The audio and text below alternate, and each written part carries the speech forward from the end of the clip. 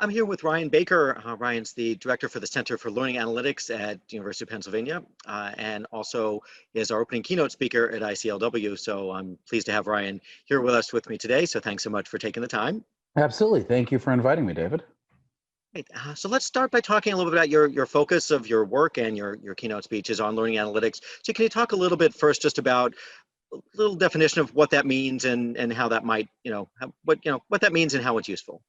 Sure. So learning analytics is the use of the increasingly big data we're getting on learners and learning from things like online learning environments and learning management systems, other data sources, outcomes for learners, and using that to really improve what we can do to support learners, use it to adapt to learners better, give better information to instructors, better information to various other stakeholders, so they can better support people in their learning and understand their learning and their trajectory as learners more fully. Oh, that's great. So when you talk about the data that you're collecting, what kind of data are you collecting and particularly finding useful? So there's a lot of sources of data that are pretty good. Learning management systems often have good data on what students do as they're going through a trajectory of activities, video watching and forum discussion. Interactive learning environments from intelligent tutoring systems to simulations to games to virtual reality environments provide rich data on learners' experiences as they're learning. And then other data sources, like for example, data on people's outcomes after taking a course can be a useful component as well. And it's really in that mixture of data sources that you get the most power. Being able to say exactly what's going on now, and then see how it links to what might happen to the learner's future so that we can kind of predict the future so we can change the future. Right. No, and I think that's really a key point. When you look at what you've done so far, what have you seen that can really help you shape the future learner's experience? Well, so one of the things we've really seen is that a lot of signs of what look like just minor disengagement, and people often think don't matter very much, like, say, getting careless and making dumb mistakes, or trying to get through something without learning by just kind of clicking through as quickly as you can. Those things may seem kind of minor, but they're actually really strong predictors of future outcomes and of future interest. So just to give an example from K-12, whether a learner becomes careless or tries to game the system to get through that learning in middle school mathematics actually can predict whether they'll take a job in that subject after college as much as 11 years later. Wow, that's really something. So first of all, that also indicates you've been doing these studies for some time. That's really quite a finding. When you look at so suppose, for example, then you see somebody who's making these kinds of careless mistakes. And you can look, now we look down the line, this is not just a careless mistake. This is something that can really affect their future. What can you do with that data to maybe change that future? That's a great question. And I think part of what you can do is get it to a human being to talk to them. I mean, if their instructor knows that they're becoming disengaged, the instructor can kind of work with them to figure out why they're becoming disengaged. Do they not find the material valuable? Do they find it hard to understand? In fact, a lot of these behaviors, sometimes they come out of boredom, sometimes they come out of confusion and frustration. So being able to figure out why is a really key step. Our lab has also worked with various interventions that can pop up in the moment and try to re-engage learners in various ways. One example being an intervention that we developed with the Army Research Laboratory, where when cadets were becoming frustrated, it actually popped up a message between learning activities that talked about the importance of their social identity as Army soldiers, and kind of reminded them of the importance of the material. And that seemed to reduce disengagement and improve learning outcomes as well. Great. Did you find anything that you were able to identify in terms of the way it affected the culture? So we've talked a little bit so far about how it affected individuals, but in terms of, you've got some of these seem like they're cohorts, they're within a class or they're within the Army group. Did you see, ways that there was any effect or impact across the group rather than just the individual? I mean, that's a really interesting question. My lab hasn't yet tried out interventions at the group level. I think that when it comes to that, a lot of the work has been on tailoring, finding individuals and going towards them. A lot of the work on collaborative learning has been more at the level of, for example, actually, there's been some nice work out of Australia and out of Switzerland that's looked at taking project groups and trying to determine whether a project group is working less effectively and bubble that information up to the instructor. And that's been pretty productive. Most of my lab's work has been relatively at the individual level, though. Oh, and that makes sense. It certainly seems like the place that you'd want to, you'd want to work on maybe before going to some of the teamwork. When you've done your studies, you mentioned instructors before. Has everything that you've studied involved an instructor, or have some things been, completely self-paced, self-initiated? And if so, have you seen any kind of differences in the way that and the effectiveness of those different experiences? I mean, it's run the gamut. My lab has looked at classroom experiences, but we've also done a lot of work with massive online open courses. And actually, the mandate of my center is around Penn's MOOCs. One of my graduate students a few years ago did an analysis of students taking a data science MOOC and showed that disengaged behavior during that MOOC was also predictive of outcomes. And in particular, kind of taking the opposite side, students who were very, very engaged with reading everything on the forums, it turned out that they didn't even have to post that much. But if they were reading everything, they were more likely to publish a scientific paper in the specific sub-area of data science that MOOC was in. So we're seeing evidence that with individual online learning and in classroom learning, engagement really matters. Yeah, absolutely. And are you seeing anything then, sort of, I'm wondering if some of this is related to their personality too? Some people are also just gonna be a little bit shyer about posting, and that may make them seem less good to someone evaluating it than they are. They, hear somebody maybe who didn't post a lot, they read everything, they internalized it, they understood it, they became, they later published papers, but during the class, maybe they didn't make quite the impression. So is there sort of anything that comes out of that in terms of being able to better, understand how people are performing, and are there sort of mistakes that people might be making now in looking kind of at just the information that they see rather than the information that maybe they can't see? I mean, that's a really nice point, David. There's definitely been research on personality attributes and behavior and outcomes in online learning. And as it turns out that of the big 5 or big 6 personality attributes, the one you're kind of mentioning, extroversion, is not predictive at all of outcomes, online or offline learning. The one that really is conscientiousness. So that person who may be shy, but they're going through and conscientiously reading all of the discussion forum posts and thinking about them, they're coming out fine too. So one caveat, by the way, is in terms of getting a grade, if you post a lot, you're more likely to get a better grade. But if you read everything, you're just as likely to participate in the field going forward. So that may be a warning signal to some of the people who may be grading online based on their students' extroversion. That actually doesn't really correlate to their deeper knowledge. Yeah, that's a really interesting finding, and I would think would matter both in education and in the workplace. I mean, based on that, are there suggestions that maybe we might be able to make about how people can better and more fairly evaluate the performance of students in a class, or of employees in a workplace learning situation? That's a great question. And I would say that ultimately we should be evaluating people based on the effort they're putting in and the learning they're achieving. And that's one of the things that learning analytics can be very successful at, is helping to derive better measures of what a student really knows. I've been talking mostly about engagement so far, but in fact, a lot of my work is on taking, say, a sequence of learning activities and trying to figure out, what does the student know? And if it's multiple choice, that may seem pretty straightforward. But if a student is participating, say, in an activity to train them for a factory procedure, a virtual reality activity, there's a lot more than just multiple choice data there. And a lot of what we can determine is based on not just, did they do the procedure correctly, but what was their trajectory of getting there? So those kind of things can really tell us a lot about what a learner knows. And I really feel like we should be evaluating learners based on what they know and based on their effort, not based on their sociability. It's important in its own right, Yeah. but it's different. Yeah, no, absolutely. And that, and particularly that in workplace setting, you want to try to evaluate them on what they can do, and sort of make sure that that performance is clearly and clear. It's not as much, can you, do you even know the facts or the reasons behind, but can you put them into practice? And I think the example you were just giving about the factory setting is probably, is a good one in that sense. You're doing something. So, which leads me to a related question.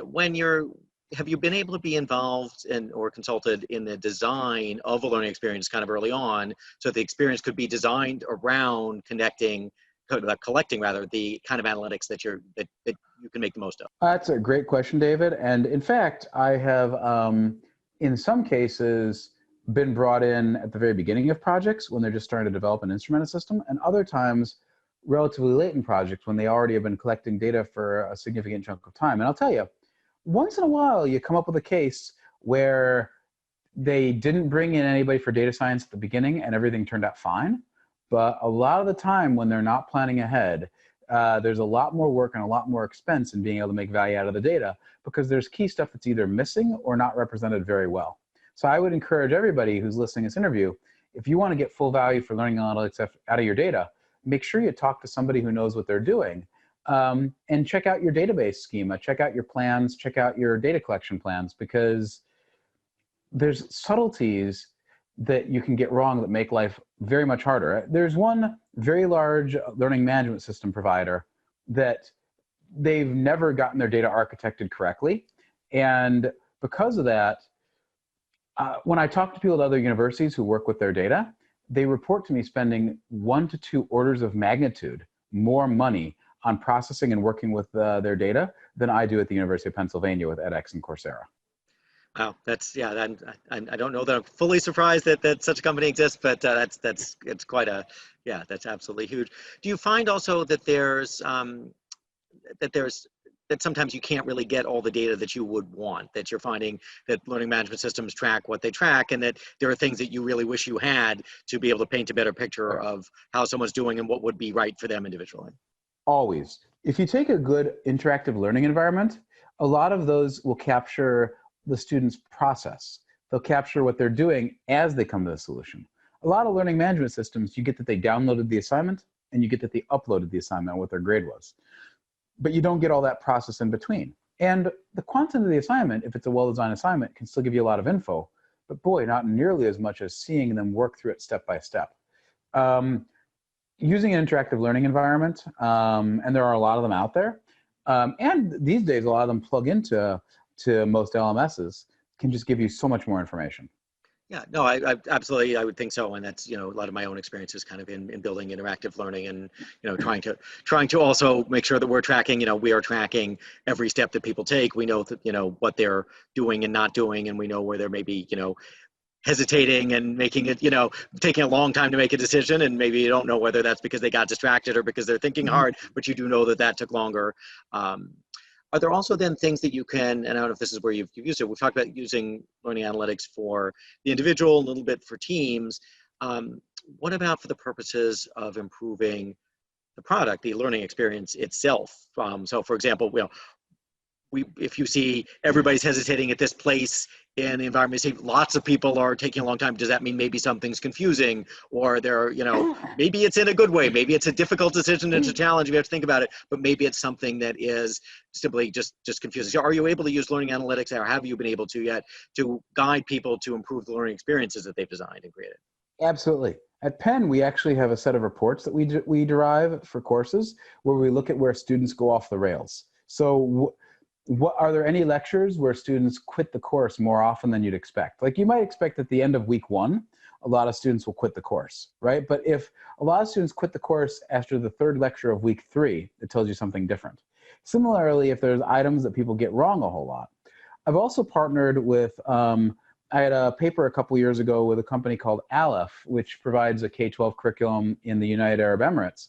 And we actually were able to look at the learning trajectories of different skills, and for different pieces of materials, for different videos. They had multiple videos that they could try to help a student learn something. And we were able to show by randomizing the order and then analyzing the data, which of those videos actually caused students to learn more. That's the kind of thing that you can do with data to really improve your quality. And I think actually a lot of larger providers of e-learning actually do that, whether or not they publish about it. Okay, well, that's good. That's good. It's good to know, because yeah, sometimes you know that it happens. Sometimes you don't know what's happening behind the scenes, even if you're in the field. So that's really good to know. Let me raise sort of a different societal issue, because it does come up a lot in terms of you know, particularly in terms of tracking and learning analytics. Do you run into people who are concerned about privacy and concerned that too much is being tracked? And, you know, how do you sort of, you know, how do you handle that kind of that kind of consideration? I mean, that's a really important consideration these days. It varies a lot by context, how much people are worried about that.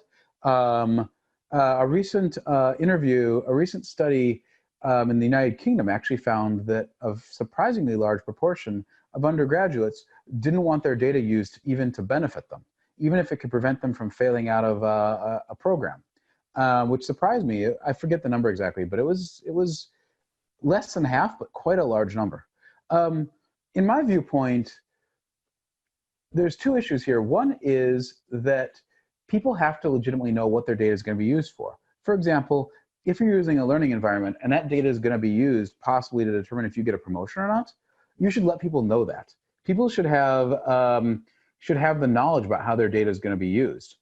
In terms of a corporate learning environment, privacy and the right to consent are a little different in some ways, because a company may legitimately have an interest that all of their employees know a safety procedure or a compliance procedure, and they may really have a good reason to want to track that data.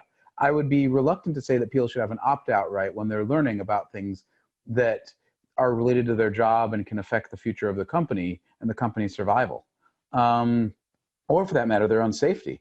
There's a case I know of from a few years ago where a person using a laser control system, using training for a laser control system, gamed the system, clicking A, B, C, D, A, B, C, D as quickly as they could on all the quizzes to get through as quickly as possible. And they actually injured themselves with the laser system afterwards. That's a situation where there's a clear safety consideration around the training. So I think it's a complex issue. One other thing I would bring up is that people should have the right to know, and in some situations should have the right to opt out. But at the same time, I would encourage people to think of if the data is being used solely for product improvement to help future learners or to help them, that's very different than the kind of data monitoring that they're probably comfortable with from Facebook, Amazon.com, YouTube, Netflix. We are sharing tons of data about ourselves all the time.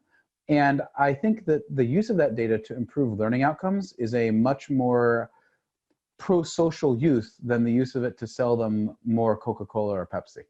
Yeah, no, it definitely is. I do imagine there's people who get concerned that even if that's this, the stated use is one thing, that the data might find itself in, some other hands or some other uses, and that's something that people I think do tend to be concerned about, and it's a balance, and we certainly Yeah. get a tremendous Well, amount out of it. Rightly so. I mean, data breaches happen, and data is misused. You read the studies about how school districts that send kids home with laptops with cameras have had cases where somebody turned on the cameras for an inappropriate use, and law enforcement officials who have access to license plate databases. There's been studies showing that a lot of license plate lookups are like romantic partners and things like that. So I mean, there's always going to be misuses of data, and it comes down to, is the benefit worth the risk, and what are the protections we're putting in place? For example, at the Penn Center for Learning Analytics and at the Pittsburgh Science Learning Center Data Shop, we try to be conscious about our stewardship of the data, and we try to limit the access to a small number of authorized individuals, and we try to make it so that when analyses are done by other individuals, they do the analyses in a way that doesn't reveal individual identifying information. So in other words, for example, at Penn Center for Learning Analytics, we have researchers from around the planet come to us wanting to use our data and analysis, and we've set up a infrastructure where they can't look at individual people's data while they're doing those analyses. No, it seems like a great way to do it, in order to protect privacy. Let me shift to a different direction for just a little bit. Artificial intelligence has become now a very popular term. As someone with a background in AI, I went through the times when it was definitely not a popular term and no one wanted to talk about it and you didn't want to admit you were in it. Now it is, again, a cool thing. So you hear AI, you hear intelligent analytics, people talk about that term, not just learning analytics. Can you help sort of define what we mean by intelligent analytics, and where what kinds of AI applications you might find most useful in your area? This is going to sound silly, but actually this is the first time I've heard the term intelligent analytics. So I don't know how people are referring to it or what they mean by it. I mean, these terms just grow because people want to distinguish what they're doing from the other people. And you've seen this Oh, it's data mining. No, it's machine learning. No, it's data science. No, it's analytics. And and people will use the term learning analytics to mean anything from really sophisticated machine learned models that are validated heavily and involve state-of-the-art algorithms to, quite honestly, somebody making something up off the top of their head and calling it a model. Like, I guess I would say that AI has an important place in the work with data that ultimately, what is artificial intelligence, right? The kind of machine learning based paradigm that we often see is very different than the symbolic systems paradigm from a couple decades ago. And people treat deep learning like a magic panacea when it's just one more toolbox in the shed, and some things it's good for and some things it's bad for. Ultimately, I would say that in some ways, to me, it doesn't even matter how high octane your artificial intelligence is, as how well designed it is and how well set up it is for your problem.